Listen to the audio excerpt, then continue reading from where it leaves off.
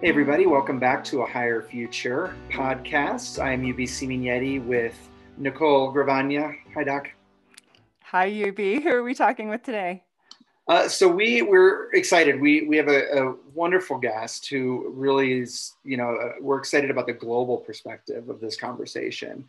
But please welcome Daisy Auger-Dominguez, who is the Chief People Officer for Vice Media Group. It's so great to have you. How are you?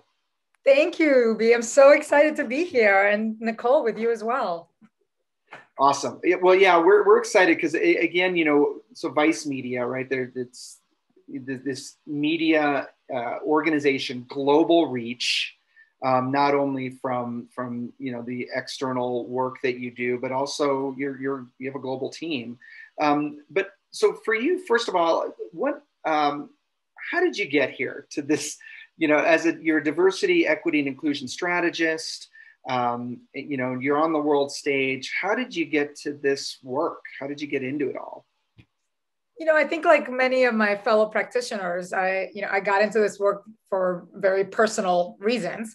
I am a U.S. citizen, but I've had a very unique immigration story. I was born in New York City to a father who's Dominican and a mother who's Puerto Rican, but I was raised in the Dominican Republic. And when I was raised in the Dominican Republic, it was with my grandparents. My parents were teenagers when they had me, and I attended an international school. And so my childhood friends growing up were Danish, Chinese, Israeli, Austrian. I mean, you name it. We had it all. And I grew up with that rich mix of diversity before we even knew what diversity was, if you will. And it was very much rooted on national heritage and identity formation, and also what happens when you grow up with mixed cultures and backgrounds. And then I moved to the US when I was a junior in high school, and all of a sudden I became Hispanic, right? All of a sudden I was put in one box that said, this is who you are because you are Dominican and Puerto Rican. And I initially rejected that. That wasn't my experience. But what I really was rejecting was that it was diminishing what my potential would be. It was very clear to me that box meant less than for a lot of people. A lot of people I went to a high school in New Milford, New Jersey, lovely high school. Very few Latino and African. I mean, there was like a handful of us, and we all knew each other. And so very, very early on, messages like, when we were getting accepted to colleges, and one of my peers, a young white man, saying, well, of course you're going to get into all the schools. It's like you're getting in because of affirmative action. And at that point, Ubi, I didn't even know what affirmative action was, right? So I was an immigrant, if you will. I didn't know, and I didn't have a deep understanding of race relations in the US. But what I did know was that I was smarter than him, that I had better grades than him, and that I deserved to get into better schools than him. And so, as a kid, you're navigating that, but you're also navigating being othered. And then, I went on to college and work, and in college and after college, I did a fellowship in public affairs. I gravitated towards issues of social justice and equity, right? Again, before we even knew what that language was. I had my undergraduate degrees in international relations and women's studies because, I realized that a lot of the literature I was reading did not include women. And I just, and within that, I concentrated on Latin America and the Caribbean, because I also realized that we weren't centering identities that to me had been always centered growing up, and that therefore I knew were valuable and worthwhile to understand. And then I go to work, and I'm one of a few people of color, right? I'm one of a few women, and I started my career at Moody's Investor Service. And so all of that energy just eventually would push me towards being the one that would go to the Black MBA conferences, the Asian MBA conferences, the Hispanic MBA conferences. I was always just curious about where the talent was and how did you create access and opportunity in places that I knew could be better if that talent was there. And so my career just progressed from there. And I was at Moody's for 12 years. As a credit risk analyst, managing our global foundation, and eventually launching the company's first diversity and inclusion role. So that's how I became, if you will, the a D&I practitioner. And from there, I've moved on to Time Warner, which is now Warner Media, Disney, Google, and Viacom, all progressively, and all roles that progressively moved me into more human capital roles, always centered on diversity, equity, and inclusion. And now at Vice Media Group, my anniversary is next week, which is wild because it's a wild year. I have yet to meet my boss and the majority of my team in person. Right. Wow. So we can talk about that in another podcast. But I was hired explicitly by Nancy Dubuque, our CEO, because of my background. And she wanted someone that would be shaping our people and culture strategies and now social impact, which has been added to my remit, with a focus on diversity, equity, and inclusion. And so I get to look at all of the practices and policies that I would often try to be fixed from the back end before. We get to build them now with an equitable lens. We get to, I could share everything from the entire employee life journey, from recruiting to offboarding. But one of the things that I think is most important to anyone, I think, that is listening to this is everyone is getting ready to go back to offices, right? We are all getting ready to not just go back to offices, but going back to new workplaces that will, for the vast majority of us, will be hybrid workplaces that will require very different muscles. And in building that, which is a massive undertaking for everyone, right? The good news is that every company that I know is doing this. The bad news is that we're all doing it. But the beauty of this is that we get to reimagine what work looks like. And in all of the exercises, from the most mundane, which, it's our job, we call it our job slotting exercise, which is where we slot employees into categories of mostly home, mostly in the office, hybrid, that is technically a very mundane exercise of just kind of like, what are the business needs? Where do these employees sit? But in the questions we're asking our managers, we're making sure that managers are thinking, think about this from an equity perspective of who you're choosing to come to the office or not, and for what reasons, and how this may or may not impact their career advancement. Think about, and so we're giving these prompts to leaders to think about it so that this isn't something we have to fix later, but that it's inherently in it. So this is, it's a long way of telling you how I've gotten to where I've gotten to, but also how I apply that to my everyday.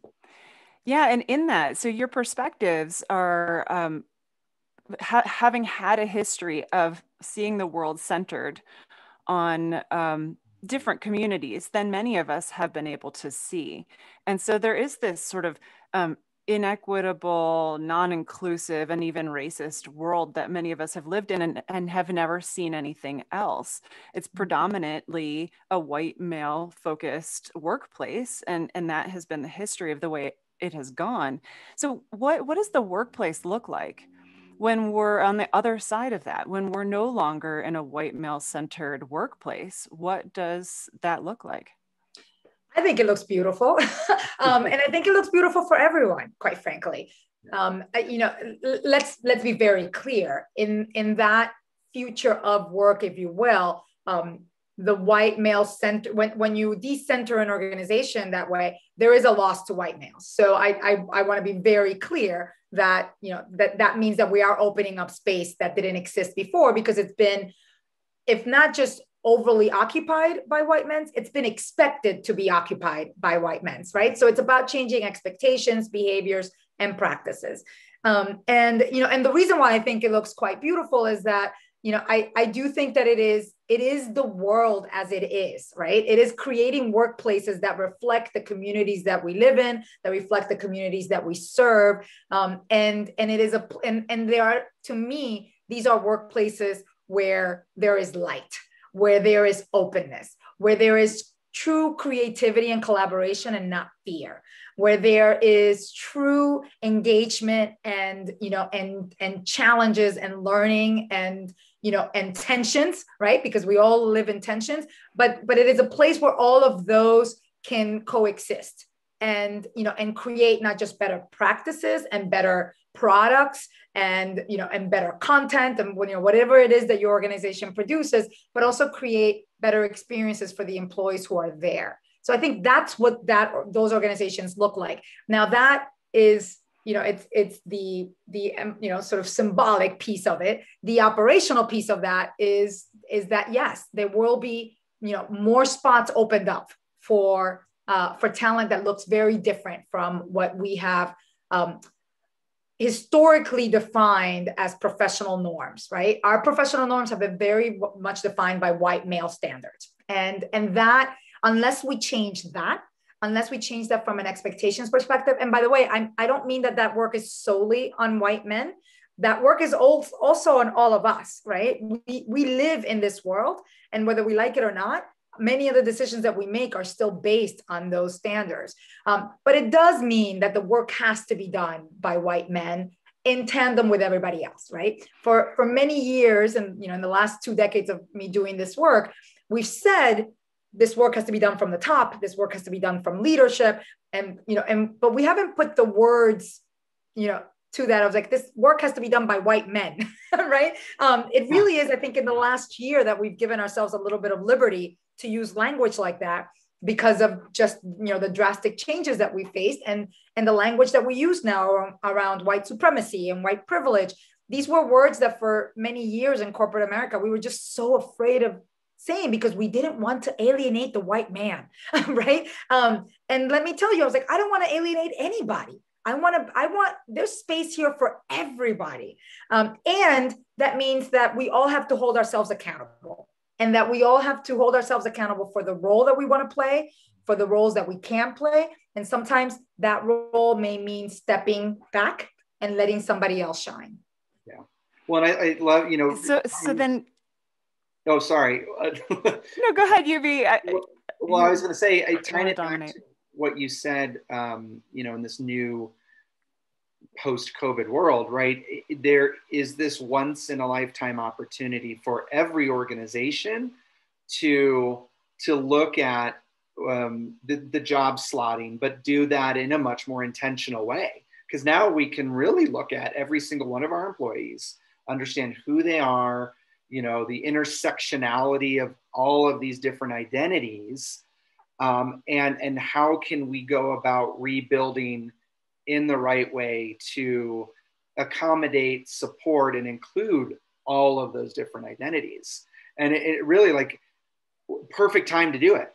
Perfect time for everyone to do it. And if you don't, guess what? You're in trouble if you don't, because it's going to be expected now. Even more. It's not that it's going to be, it is expected. This generation is far more demanding and less patient than any other generation, as they should be. And if, the research that comes out, and at Advice Media Group, our teams have been, are constantly researching, particularly Gen Zs and millennials. And, and it's fascinating just to see that, the way that they perceive the future of work is not necessarily location-based, right? But it is based on values, it's based on shared expectations. And, and those expectations are around diversity and inclusion and belonging and psychological safety. And so workplaces that do not deliver that will not be competitive, right? They will simply not. And let's be clear, there's workplaces that the whole beauty of diversity is that there's something for everyone, right? So there will be some workplaces, frankly, where people will be fine the way that they are. And that's fine for them based on what they deliver and how they deliver it. But the vast majority of what we produce, create, share, engage in, will be and has been shaped by the catastrophic events of this past year. And it has accelerated in a painful and beautiful way the change that many of us had been advocating for decades. And so that we can't unsee what we've seen, right? We can't unchange that. What we should be mindful of, and I'm starting to see it now, is there are always retrenchments in this work, right? Last year, right at the cusp of the pandemic, I started even writing about this. Because I felt this urgency of reminding everybody, these are the times when diversity and inclusion initiatives get cut, right? Because from a survival perspective, everything that has to get cut will get cut, but the first things will be diversity and inclusion. And I would argue that the last things that should be cut are the diversity and inclusion initiatives that have to do with your employees and their well-being, right? Yeah, the chicken dinners, yes, all of that you can cut. But but what's going to really nurture and engage your teams, that you hold on to for dear life. And then we sadly, experienced, and we didn't experience. Then we sadly all witnessed George Floyd's murder, and the events coming from that. And then there was an uptick, right? So there was like some companies started cutting, and then everybody started either investing or just making lots of promises, right? Lots of pledges. Everybody was like, we're gonna eradicate racism. And what we're seeing now, and I'm starting to see that, and sort of my spidey senses are always up around this, is now we're seeing companies, coming back, things normalizing a bit. We're starting to see some companies like, Basecamp and Coinbase, their CEOs putting out very public statements, pretty much saying like, this is not the language they use, but they're pretty much saying, I was like, we could care less about inclusion and we could care less about voice. This is what we need you to do. And to me, those actions are really telling, because it gives freedom to those leaders who have been teetering to go like, oh, like, okay, fine. Like if they did it, I'm going to do it. And it also, in moments of stress as our leaders, none of us make good choices, right? And so we still have organizations that are still trying to survive, and that may very well be deciding what or what not needs to be cut, and may start doing away with some of the work that they're doing, or forget doing away, just not complying with the pledges that they made, right? Just not delivering on those. And what happens though, this time, that's another thing that's different from before, and there's so many, but I will say what's different now is that everybody hired diversity leader at a rapid pace. I mean, so much so that I can't, I tell the headhunters who call me, I was like, all the good people are gone. Like, I don't know who else to interview. But the challenge is that now they have all these people in their organizations and they don't know what to do with them. And I know because I mentor many of them, and they're, people like many times I've entered organizations, they were like, yay, I was told we can do this. And now they're going like, oh no, I got no budget, Daisy. And and I can't get an audience with my CEO, and, and I'm being layered under this person now because they're still trying to figure out what to do with me. And so that is what I'm seeing as one of the fear points now. Well, that brings us to, you brought up catastrophes, and we're in a global world now where we have global teams. Everyone knows someone from somewhere else and probably works with someone who lives somewhere else. And so we're in this time where crises are something we can only pretend to not see. And so what's going on in India with the pandemic right now, or violence in Brazil, these things are in our faces, even if they're not in our experiences. And so what are you doing? And this is probably maybe what other people in a similar role, that's what they really need, their companies need to be funding them to do. But what are you doing about those kinds of things in your company?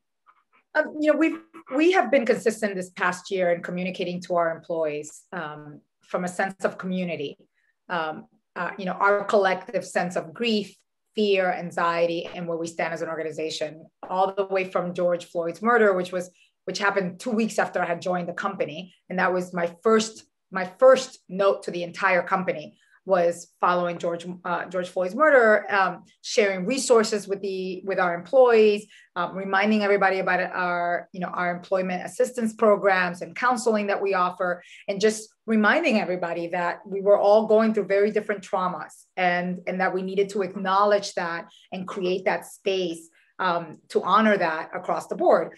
And we've done that. Sadly, we've had many other crises like that throughout this past year. Earlier this year, right after this, before the verdict came for the Derek Chauvin trial, I had 2 letters, right? Because I was preparing for the worst, as many of us were, sadly, but hoping for the best. And so, I wanted to make sure that I had at the ready what I could provide our teams with to help them get through these moments. We've done this with AAPI violence, and most recently with the crisis in India, which has been just absolutely devastating. I mean, this is a global human crisis. We have teams there that we are responsible for, and our first responsibility is to center on them, is to make sure that they are safe. And so the first thing we've done is that we went to them. We had a global all hands. We sat down with them. We said, what do you need? We sat down with our leadership. And we decided on several courses of action, including immediately reducing their workloads. And so they're moving to a 4-day work week, because it's not just individually, where you have to think about the context from a cultural lens. These are individuals that work with that live with extended families and that are taking care of many others. And so, a typical work week is impossible for most human beings, quite frankly, let's be honest. And especially under these conditions. So we did that. On top of that, we layered that with more flexibility for them. We have continued to remind them of our global employment assistance programs to make sure that they're handling the stresses that come from this, because it's impossible to not be impacted emotionally by all of this. And then we've also augmented our healthcare benefits, because in our discovery, we recognize that the insurance benefits for most of the country do not cover for in-home COVID care, which in my opinion is quite frankly inhuman in a moment like this. But we made sure that we worked with our insurance partners and had to buy external insurance coverage, because our teams need to know that if they need to cover Tylenol and, just basic medicine, which by the way, it's almost nearly impossible to find as well in the country, but that will be covered, and that won't be an extra weight on them on top of everything else that they're facing. But we didn't just keep it to them. We shared a note like that globally with the entire company. And, and in it, we shared the content that we create. An article that had been written by one of our team members with vetted organizations that you could support, that actually clearly explained what the money that you give them does. Because especially when you have such distance from events like this, and you don't quite know what to trust and who to trust, we wanted to make sure that there was something that people understood there are tons of reliable and vetted organizations locally that are doing just Herculean efforts right now to safeguard the people of India in a way that sadly their government has not. And so, so that's the work that we do. And because we're in over 20 countries globally, this, Nicole, this is work that we have to do constantly. And, and it's not that we bring up every single issue on a global scale, but we do, from a decisioning criteria perspective, applying an equity lens to it, we do want to make sure that we are communicating to our employees globally what is happening to our employees globally, and that there is a communal sense of we truly are together. This isn't just the US mandating what happens, or that if it hurts in the US, it only hurts here, because where it hurts, that's where we need to address pain. And I think that's such a huge lesson for other organizations to take, from Vice specifically, but also from like a media industry, a media organization, because there is this sort of extra responsibility, because you're not only communicating internally to your entire employee base, but you're also communicating externally through your journalistic and other media stories and things like that. And I think that's a great way to kind of close this conversation is what is that responsibility? How does that feel? How do you approach that? And how do you, how do people respond to that equitable way in which you're communicating both internally and externally? Well, so I'll start with the response, because what I get is responses from employees who feel seen, heard, and valued. Yeah. And I get thank yous from employees. I get, and I rather get a thank you from an employee than an employee having to push me to do something.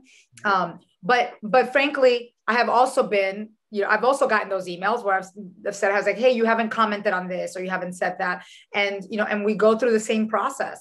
And, I'm glad, and you need to create that level of psychological safety in an organization where people know, like, I can reach out to my CEO, my chief people officer, and say, this is important to me. What are you going to do about it, if anything? And we need to, regardless of whether we're going to do something or not, because in some cases we're not, and in some cases we will, we need to be able to be responsive, timely, fair, and compassionate.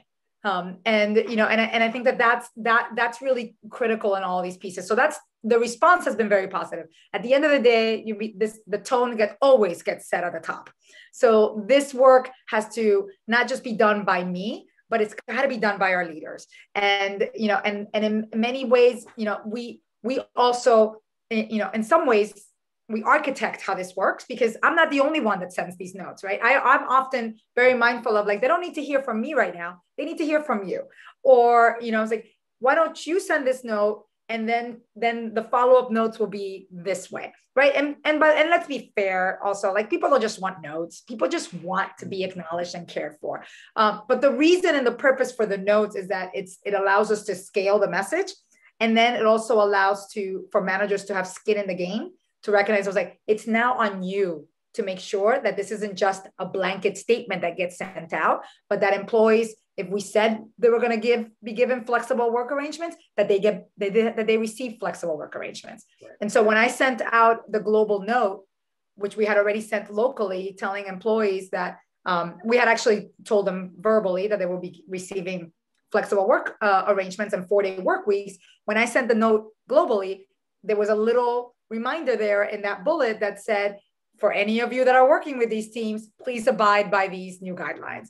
And so we're all accountable, but we have to be reminded of our accountabilities from time to time. And that's fine. That doesn't bother me. What pains me is when you've been given a roadmap and you know what's right and you don't do it. I don't mind reminding you. I don't mind, by the way, ensuring that you have the right competencies and capabilities, because we do expect a lot from leaders and managers, and they're not superhuman, right? They will make mistakes. Like I make mistakes every single day.